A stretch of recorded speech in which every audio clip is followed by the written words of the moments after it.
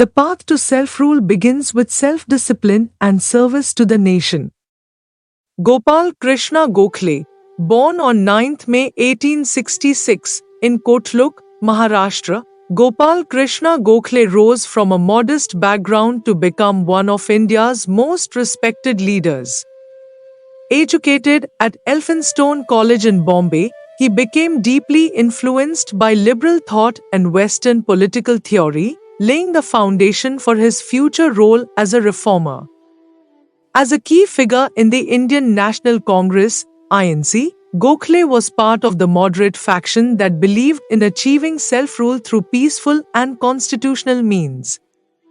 His moderate stance, however, clashed with the more radical approach of leaders like Bal Gangadhar Tilak, who sought a more direct and aggressive stance against British rule. This ideological clash culminated in the famous split at Surat in 1907, dividing the Congress into the moderates, led by Gokhale, and the extremists, led by Tilak. Despite the split, Gokhale continued advocating for incremental reforms rather than a full-blown confrontation with the British. An economist by training, Gokhale believed that India's political liberation was deeply tied to its economic development. His economic policies reflected his liberal views, advocating for free trade, industrial development, and improved taxation systems.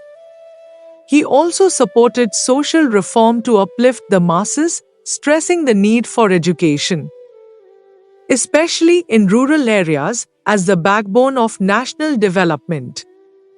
In 1905, Gokhale founded the Servants of India Society, a pioneering organization focused on social welfare, education, and service to the nation.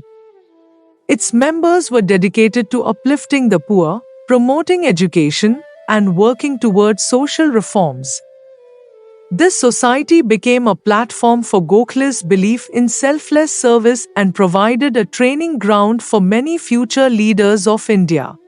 Gokhale's moderate approach earned him a seat in the Imperial Legislative Council in 1902, where he worked to influence British policies in India.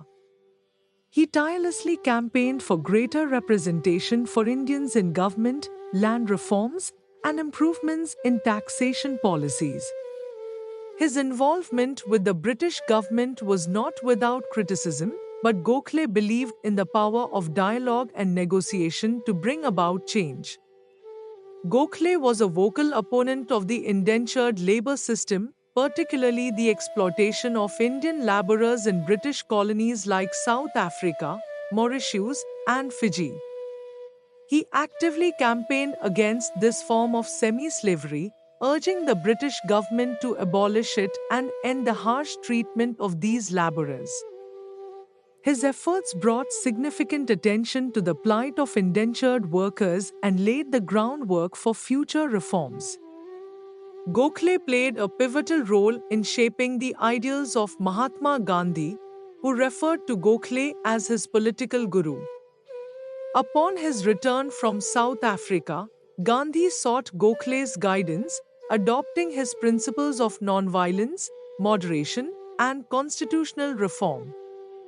Gokhale's mentorship was instrumental in Gandhi's evolution as a leader of the Indian freedom movement, and his influence can be seen in Gandhi's philosophy of satyagraha. Gopal Krishna Gokhale passed away on 19 February 1915, but his legacy endures through his contributions to the Indian freedom struggle. His vision of a free India, achieved through dialogue, selfless service, and gradual reform, laid the foundation for a new generation of leaders. His moderate approach, belief in education, and deep commitment to the cause of the downtrodden made him a towering figure in India's journey to independence.